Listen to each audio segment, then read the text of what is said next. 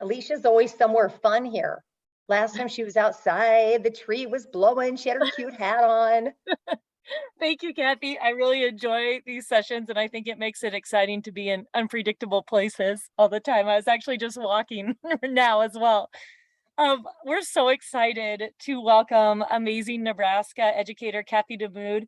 She's received numerous accolades in our state and nationally, including the 2019 Nebraska International Language Association Teacher of the Year. She has led initiatives throughout our state, including those with comprehensible input, and has regularly presented throughout our state at various conferences. Her daughter has also followed in her footsteps to serve as an award-winning world language educator. And Kathy, we love to hear more about what you have done, what you continue to do. I didn't want to spoil too much because I know part of your bio is represented in your presentation today when you talk about the exchanges. But thank you for being here with us. We are beyond excited. Yes, well, Alicia, thank you so much. And yeah, so the title of this presentation, as you can see on the screen, Manageable Exchanges.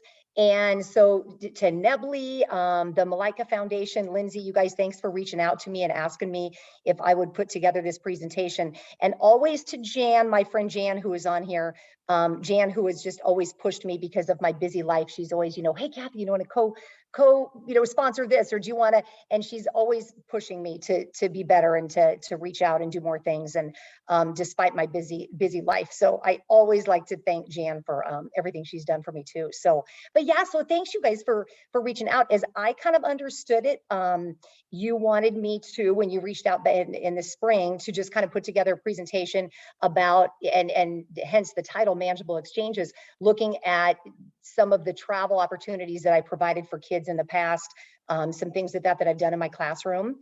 And so hopefully people who are on here won't be, misled or wondering what this is about. So I'll share a couple things, a little objective, and then get to this. Can everybody, audio and everything, you guys are working okay? Everybody can hear me? Okay. So yeah, my name is Kathy DaMoude, and I teach Spanish in Hershey Public Schools. I've been there 32 years. Was from Omaha and I had the great Marie Trayer. Some of you in Nebraska are familiar with Marie Trayer. She was my high school Spanish teacher. A number of language teachers came out of her classroom. My sister was a Spanish teacher. I've got a high school friend who's still a Spanish teacher. And we all had Marie. So yeah, that was such a cool thing. So from Omaha, went to school in Kearney and got my first teaching job in Hershey, and then never left. So I think I just finished my 32nd year there. And I teach eighth grade Spanish, and then levels 1, 2, 3, and 4. So I think I did share this link in the chat, and Stephanie, let me know if I need to re-share that. So if anybody wants to reach out to me later, I've got it for you. Okay, perfect. Okay. So as I was thinking about just putting together this presentation and offering students travel opportunities for those manageable exchanges, I love that title. I thought right away of Dr. Phil. I heard him one time on a session. He gave this quote. He said that knowledge plus experience equals wisdom. And he used it in the context. He had a girl who was on his episode, this particular session, who was being bullied by some, quote, mean girls. And so he had the girl being bullied and the mean girls on there. And so he was listening to the mean girls. And in the end, he said, and this has been in recent years with lots of social media and technology. And he said to the mean girls, he said, you girls, you know what your problem is? He said, you have the knowledge how to use the computer and use social media. He said, your problem is, he said, you're lacking experience and understanding about using it. He said, and you are not wise. He said, you have some knowledge, but you are not wise. And so I would never forgot that he said that. And I really thought a lot about him saying that, that knowledge plus experience equals wisdom. And so when I was thinking about this presentation and opportunities for kids, I thought, we give them a lot of knowledge in the classroom, but when you don't have experience, you're missing a huge element of that. And so just offering kids more and more experiences in different ways, lots of things that we can do. But travel is certainly one of those that can kind of close that gap. So I love that. And I think we have a lot wiser kids when we can give them some actual experience for the knowledge that they're receiving. So the main objective of this presentation is to, number one, share the benefits of travel a little bit, and also provide an example of how to organize a student adult trip abroad. In the event, we have some people out there that have been kind of pondering, throwing around the idea of exchange, maybe been a little bit scared to do it, maybe have never been on a trip themselves. And so I like I said, Lindsay and Alicia, I hope this meets your expectation in this presentation. So Will, I talked to Stephanie at the beginning and I said, maybe if I just present first, and then if people have questions that they put in the chat, we can get to those at the end, because I might answer some of those questions in the presentation. That sounds Okay. fantastic, Kathy. Thank you so much. Yeah, so okay, perfect. So manageable exchanges, first of all, like I said, travel opportunities, and the trickle down effect of travel opportunities and what you come to realize years later from something. This is a picture, and we had permission to share this. This is a picture of my daughter, Mariah, in college, studied Spanish, as Alicia mentioned before. She's a Spanish educator also. And so when she was in college at Kearney, she went and studied in Peru and lived with a host family. And these are the two children that she lived with. And this is actually a picture of them on GimKit, playing GimKit with us, with all of our high school kids during COVID. So this was the little snapshot that we caught them on, and they were playing the games for the sake of kind of practicing the English in the GimKit game. So it was just so fun to see them on there. And I thought, okay, because of this travel opportunity for Mariah, look at how this trickled down, a number of years later after that. And here we had these kids on this GimKit, just having a ball, thinking this was so fun to connect with her and her students. So yeah, just lots of cool things with travel. I want to share first, you guys, a couple things what students had to say. This is a picture, one of the pictures that I had taken of a few students the last trip I was on. That was here we were in Paris, not far from the Eiffel Tower in this picture. And so as I was thinking about this presentation, I still have all these kids in my phone as contacts. So I sent a group text out, said, hey, can you guys everybody just share, a little comment? I'm putting together a presentation. And so here are just a couple things I want to share with you that these kids texted back to me. One girl said, let me move my, okay. She said, it was a great experience to see things that came out of our history book in real life. I got to use some of my Spanish that I learned in high school. I got to experience the people and cultures outside of the United States, which gave me a better view of the world and not just small town Nebraska. And I still talk to some of those people who were on the trip with us. So I thought that was just a cool comment. Another that I'll share, this gal, this is a little long, but I want to share this, and I think it warrants sharing this. So she said, I loved our trip to Europe. It was so eye-opening for me to learn that there are so many ways to live life and that there is no one right way to live.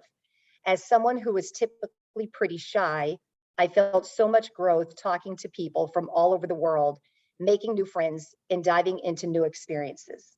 This trip really blossomed my interest in sociology, diversity, and inclusion. These positive experiences I had in Europe have inspired me to employ greater empathy in my law career and will continue to do so. So just a couple of, yeah, I think neat quotes from kids, hearing, and most of the kids in other quotes, I didn't want to go on and on, but, the large majority of them just sharing the awareness of culture that you just, your view is so narrow, and you just forget that in the same moment in time, there are people all over the world living, a different life and experiencing, yeah, just that piece of culture that, like I said, I mean, you can bring some knowledge into the classroom, but the experience then to take that out into the world and really go see that.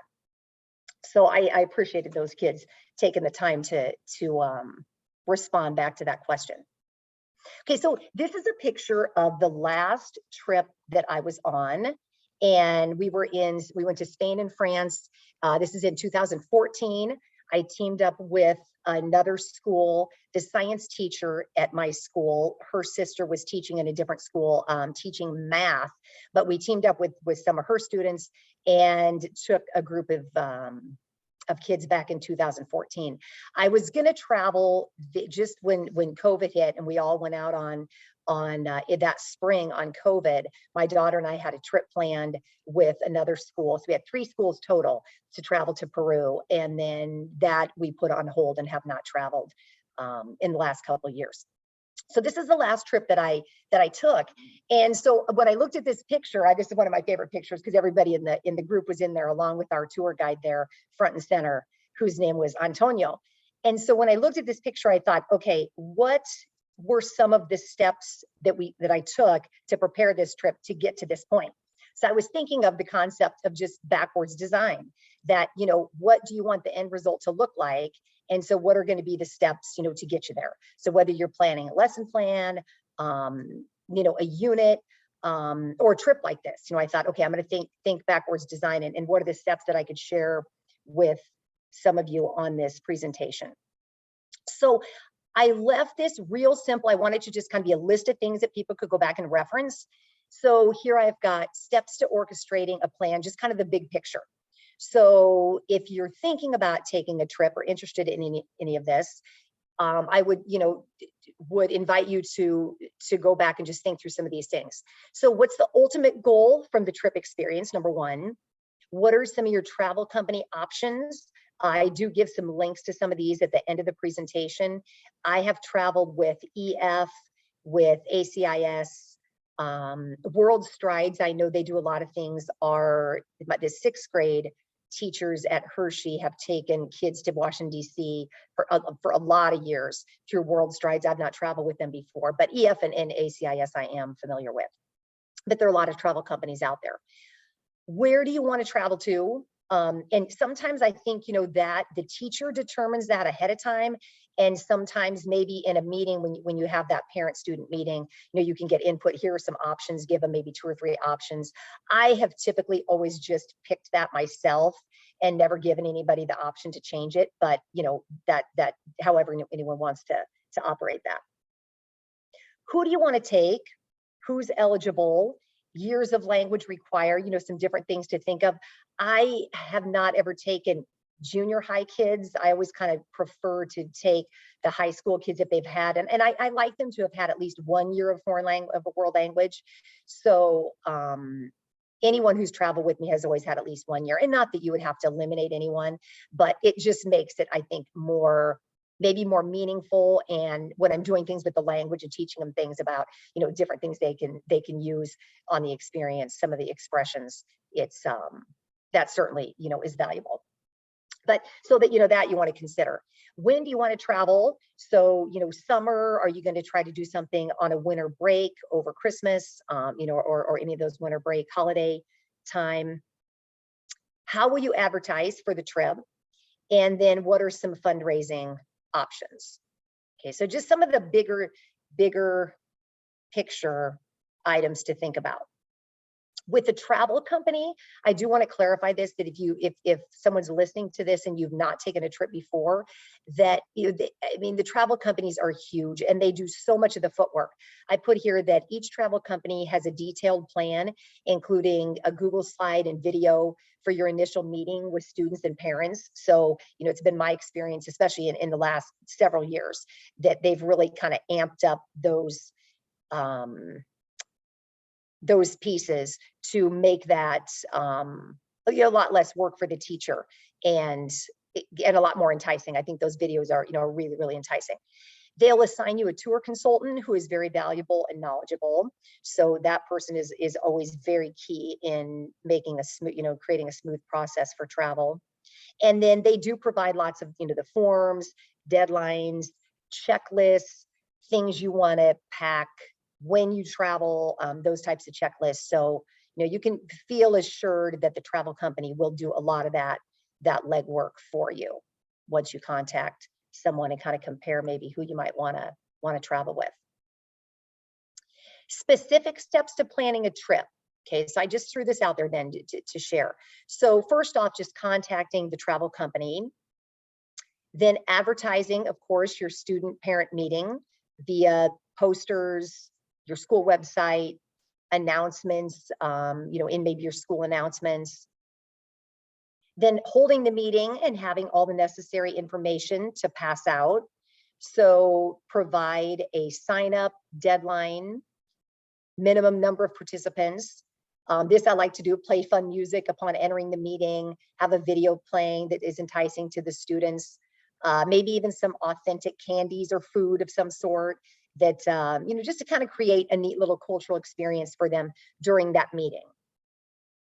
And then hold the follow-up meeting to kind of narrow down those who are serious about the trip and then get specific about some of the details and fundraisers. Okay, so hopefully that makes pretty clear sense. Also consider, I mentioned in a picture a few slides ago that I teamed up with another school. So, consider traveling with another language teacher or a different school. And I think that makes that experience super fun.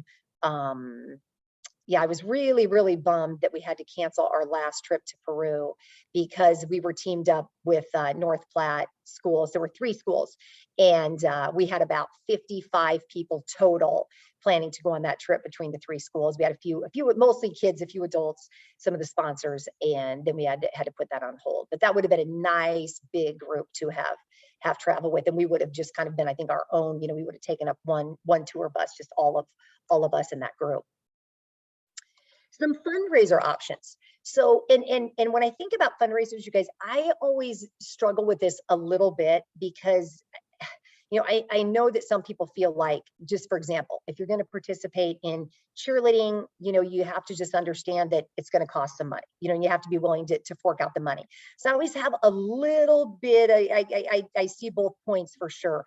I think for fundraisers, it's just really important that you keep it student centered and it's really student driven, and they're the ones out, whatever you're going to do, it's the kids doing it and not so much the parents. Now, parents can help orchestrate, do some of those things, but I think you really want to keep those things student centered, and that so that the kids have really earned the money themselves and it hasn't necessarily been their parents. So I just put together a quick little list here of some of the things that we've done. Number 1, work the concession stand. Hershey we used to have a booster club at our school, and then in recent years, they switched that to just groups in the school that wanted to work the concession stand to make money. So this last trip, we were planning to travel to Peru. We had kids work the concession stand a lot. They cleaned the bleachers. We did that, a lot of bleacher cleanup after different types of games. Make and sell an item. We did these little glass light up blocks that we had made that had a Hershey Panther on them. And one year the kids, we all made those and sold those. You could for sure work in conjunction with maybe the art class, shop class, something like that, to put together some sort of an item that you could sell. A car wash, the old standard car wash is always good. Not much expense in that usually if somebody will let you use their water. A bus wash, Jan gave me that idea. I was talking to her the one day about it, and she was talking about a bus wash at the school. You could get the school buses out and wash the school buses. Clean yards, I love this one personally for people in the community. Maybe like a spring clean, maybe you're laying mulch, some sort of a community need that there is where someone would pay you to do some of those outside projects. It could be inside projects too. Hold a school dance, that we've done before. Some sort of a dance with a theme, and that theme could tie into something maybe that had to do with travel. Glow stick, and lots of different fun things you can do with that. Tell relatives, maybe if a student, it's graduation, birthday, Christmas money for another thing, that you can sure share with relatives too, that's a great way to donate if a student is planning to travel. But I just think the more that any kind of a fundraiser, we can keep those things student centered, that is really, really important, and people are more inclined to want to donate money when they see the kids out there working hard. It's helpful down there in red at the bottom. I have to have a parent maybe volunteer to be in charge of the fundraising. And usually I've just asked at a parent meeting, is there anybody who would kind of be in charge to kind of be the backbone behind this? And I always get someone who says that someone who likes to, usually you have somebody who kind of likes to do those things. So that alleviates some of the work in terms of planning it, if you can get some other parent in charge of those fundraising. You know, lots and lots of fundraising things. And maybe here at the end, we'll see if someone has some other ideas that they could throw out. But those are some of the ones that we've done. Okay, a couple other items to consider. Who will your sponsors be? Usually it's been my experience through the companies that I've traveled with that one sponsor goes free per every 6 students. So depending on how many students you get to go, and then, you know, so maybe you have 9 students, you would go for free, and then another person would have to pay half, you know, another adult would have to pay half. But that's an important thing to kind of think about. And, you know, for me, I always get lots of people, hey, the next time you're taking a trip, you know, if you want to consider me for your, and I have so many people that always want to be the sponsor, which is a great thing. But I always have to tell a lot of people, you know, sorry, I've already got those spaces filled. Okay, but so, you know, that's obviously something to consider. The big thing, always the deadline for a passport. And travel companies will remind you of that too. But, you know, depending on your age, I want to say that like a child passport only lasts, you know, so many years compared to, and I kind of forget, an adult maybe is 10 years. So paying attention to that is really important. And if you have students who already have a passport, that's something, you know, because they might be inclined to say, oh, I already have one. But it's really important that they're looking at the expiration date on those. Drinking abroad, this is always kind of a tricky thing. And I'll see maybe what some of you, I know, Stephanie, you and I were visiting about, you've taken lots of, you know, been on a lot of trips yourself and done a lot of travel. You know, that's definitely always something to think about. Typically what I've done is just created a signature form that just kind of explains to the parents, and I could certainly share something with someone later if they had a question about how to word that. I would share with you what I've done before. You know, but there are some different ways you can approach that. Medical condition with a given student.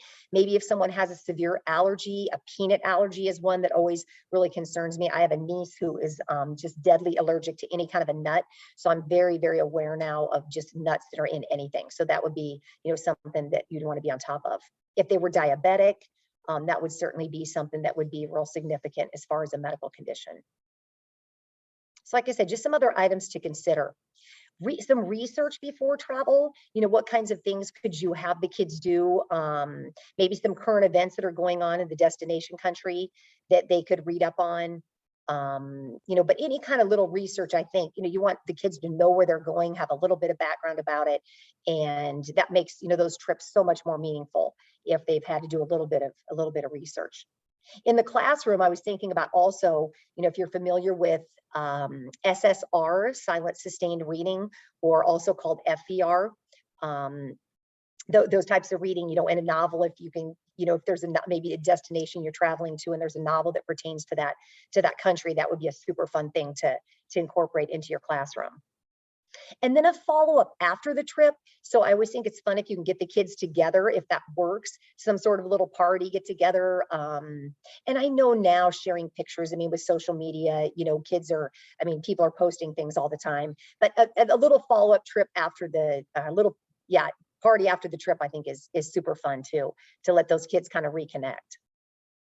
And if you're traveling with other schools, you know, that's also a really fun thing if that's a doable thing as far as logistics to get together with another school.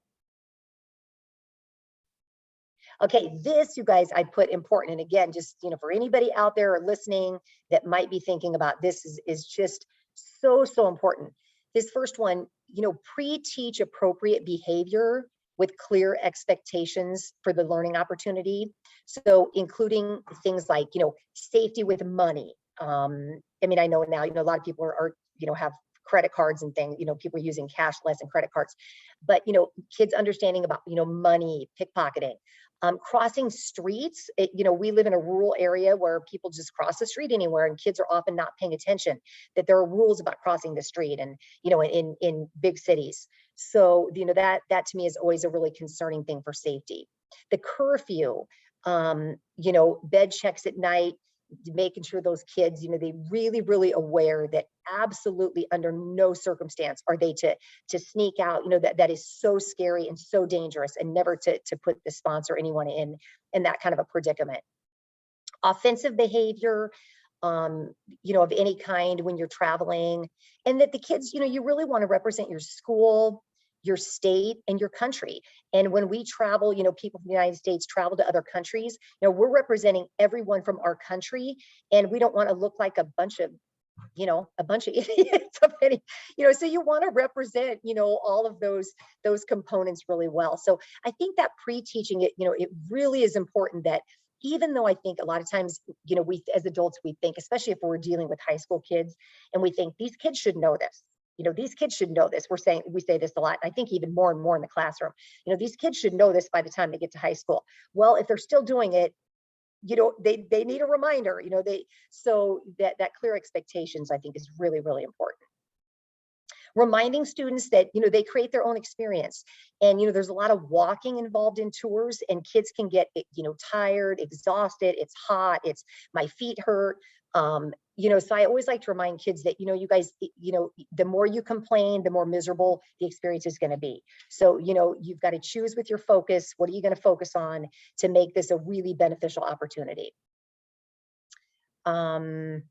And then that other bullet point there could have students sign a form based on some specific expectations. So, that's something that you could draft something to and have parents and students sign. Another thing, when I visit with Stephanie earlier today, we just kind of got to talking about school sponsored. Is your school saying they're sponsoring the trip? Is it non-school sponsored? And maybe something that you would want to contact your school lawyer, attorney, and just, or have the administration contact them and just say, hey, so-and-so is planning on taking a trip abroad. Just legally, the trips I've taken, my school has always let me hold the meetings in the building, but we've always announced that this is not a school sponsored trip. I'm just a teacher offering this experience through a travel company who has insurance, but the school is not holding any liability for any part of the trip itself. So, and I think, just so much more with school attorneys and lawyers that I know for the next trip that I take, I'll definitely contact our school lawyer ahead of time and just ask them if there's anything maybe I need to know that I'm not aware of, because I have not done before. My administration has just always said, just make sure you let them know that it's not school sponsored. So, okay, but some of those important things that a person might forget. Here's a little thing I threw together, just a sponsor's day bag. So, on a trip, important, a couple things, I always carry a bag of some sort that is easy for me to haul around. An extra copy of everyone's passport and their ID. And I've always just done that. I've had them, turn those in. I've run them off on the copier, made sure that I had an extra copy of those. Medical items in a little bag, like ibuprofen, maybe Tylenol, Band-Aids, Dramamine. Some kids on a bus, on a tour bus, get really, really sick from the bus ride. So Dramamine, sunscreen, phone charger, contact list for an emergency, notebook to take notes in, while traveling, things to jot down, water bottle, maybe a life straw, hand sanitizer, especially in this day and age, or wipes, maybe a small snack of some sort. If a kid just was feeling really ill all of a sudden, blood sugar was low, little hard candy that wouldn't melt that you could stick in a day bag. But that's an important component for the sponsor if you're planning a trip and on those days that you're actually traveling.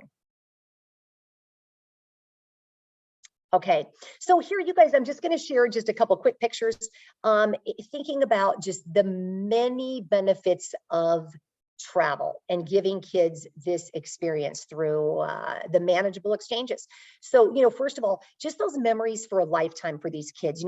Kids reference these things constantly in their life. Yeah, I remember we did this. Yeah, I remember we saw this. Yeah, I remember when we met this kid. Yeah, I remember when, and just the memories that it just creates a life for these kids that is just such a beautiful thing. And there's nothing like those memories. So this was, I've got pictures here again from our last trip to Spain and France. So this is part of our group that went.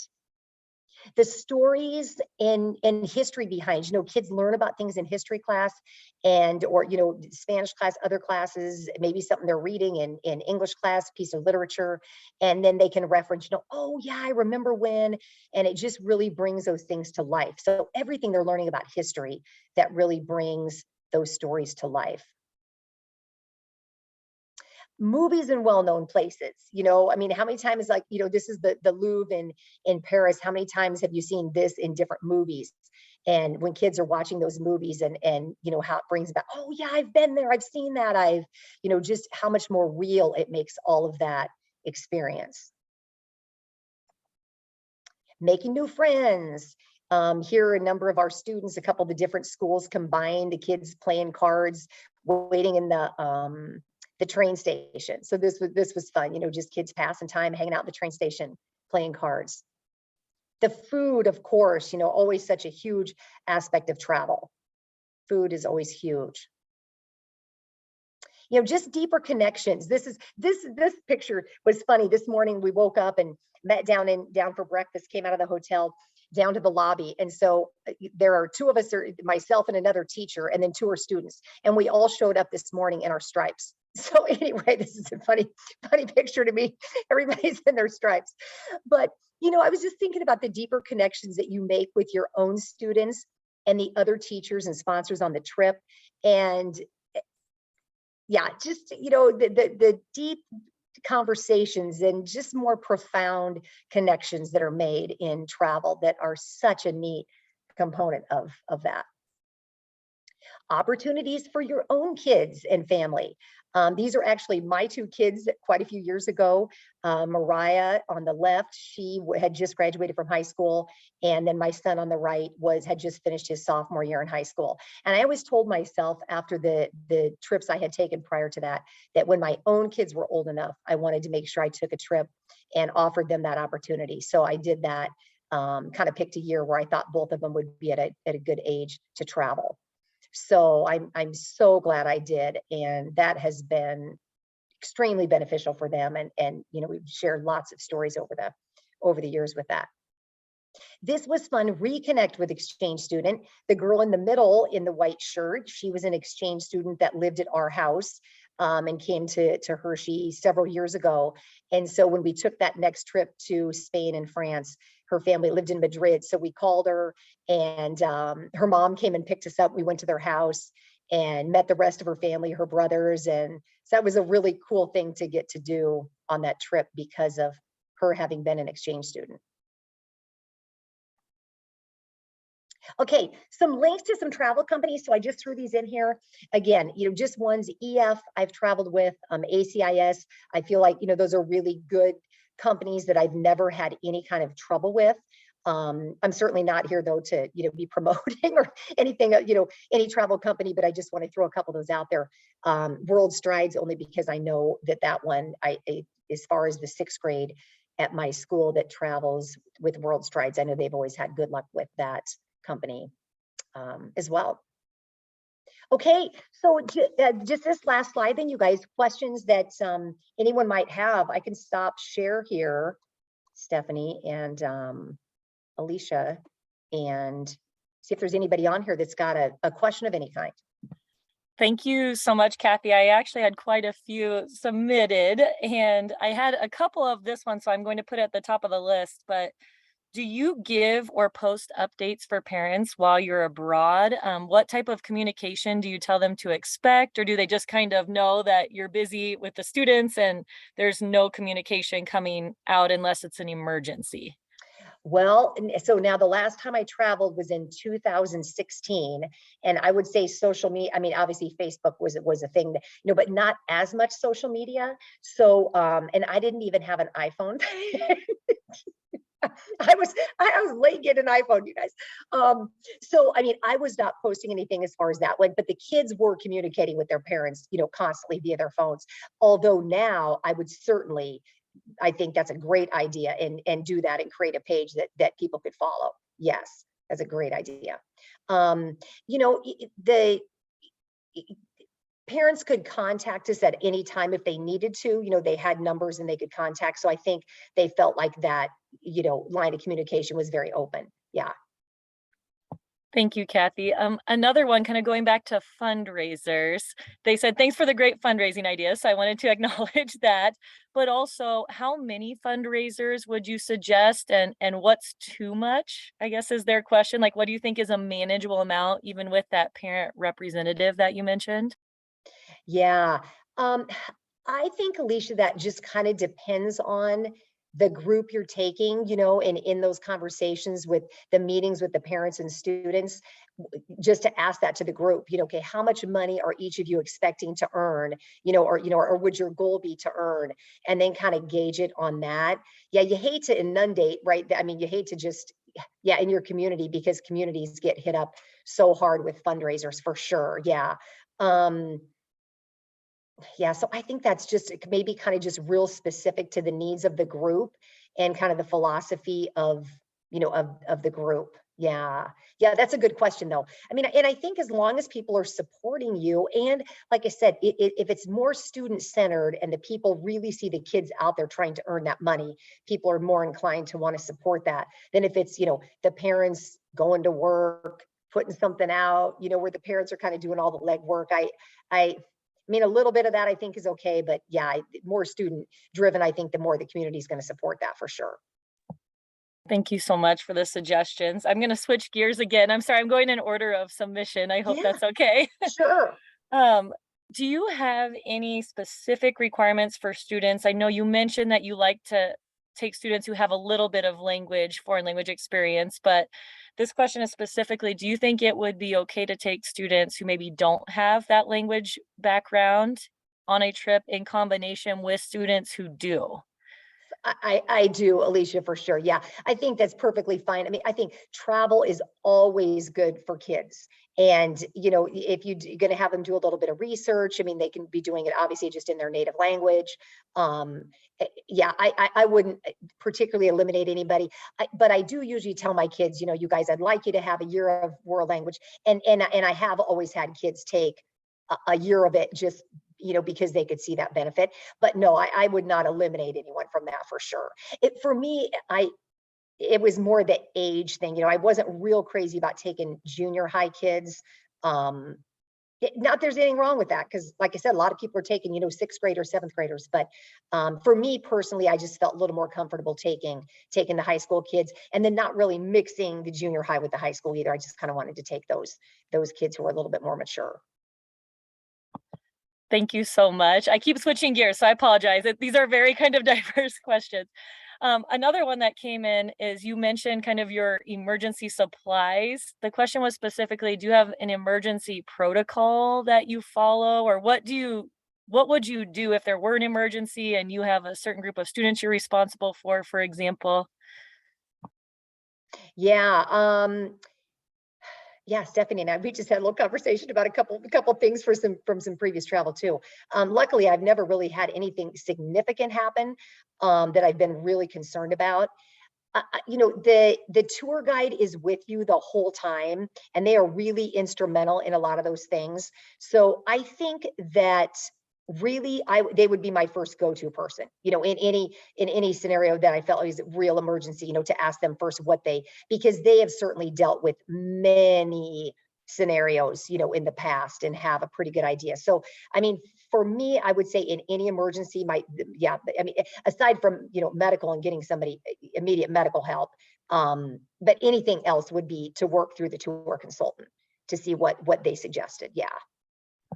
Thank you. And then this kind of popped up while you were talking about, you said you mentioned you might have a page that you would update regularly for parents and post, but is there anything that you wish that you would have done differently? Or if you go on a trip in the future, which hopefully you will, you have so much amazing experience and it's awesome for students, but what would you do differently, I guess, now as opposed to your last trip in 2014?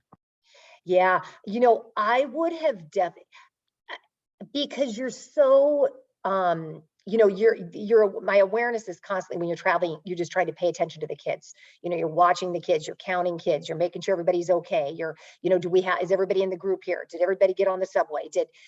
But I think in hindsight, if I would have, because I mentioned, keeping the notebook in your bag and just jotting notes, and I think for everybody, for all of the students, I would have had them journal, really recommended that they all journal each day some things from the trip, so they would have remembered better. And I wish I would have done that as well. I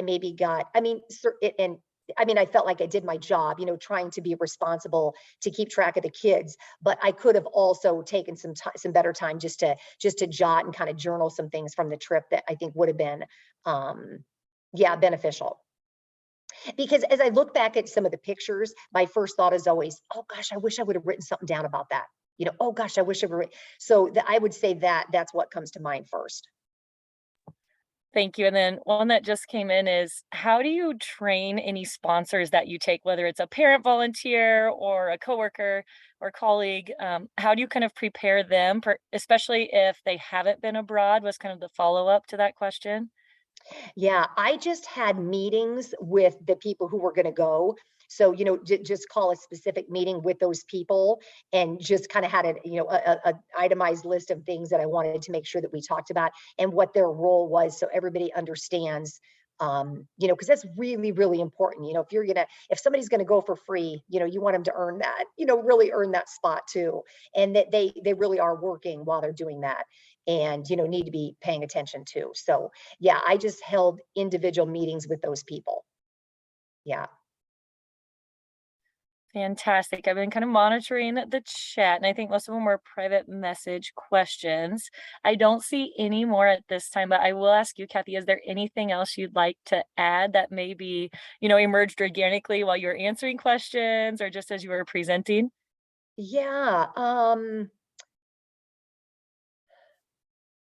Gosh, I can't think, Alicia, of anything specific. I just, I in college went to, studied at the University of Guadalajara in Mexico. That was my first time I had traveled outside of the United States.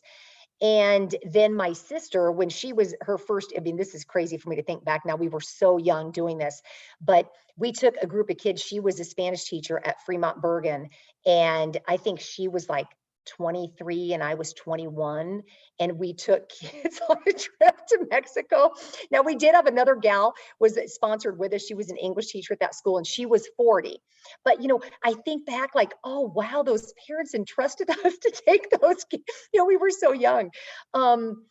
So I definitely, as an older person, feel, I could think back to things then that I think, oh wow, I'd have done that a little differently, than now. But I mean, we followed the rules. We had good protocol. I mean, we were safe. We paid attention to the kids, and but yeah. So yeah, anyway, just thinking back to, a lot of different travel opportunities, but I'm so grateful for those things. And they have definitely shaped, who I am and how I see the world. And I just am so grateful to anybody that gave me those opportunities. When I was younger, my parents, college opportunity, and then these travel opportunities and, kids who have been on the trip, which has taken me on more trips.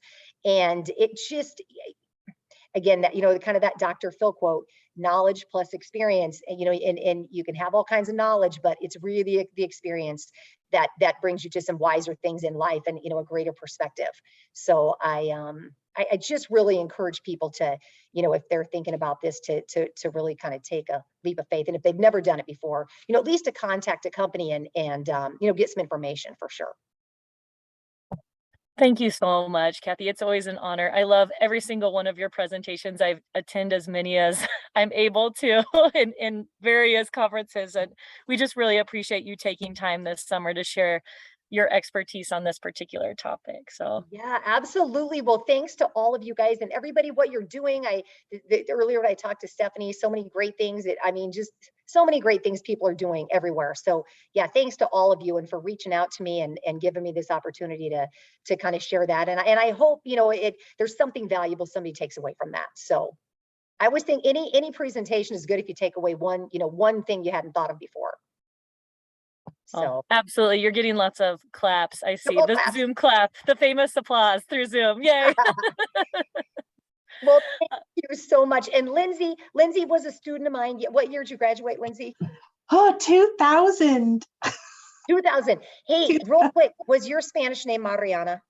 No, Natalia. Oh, Natalia, that's right. Okay. Yep.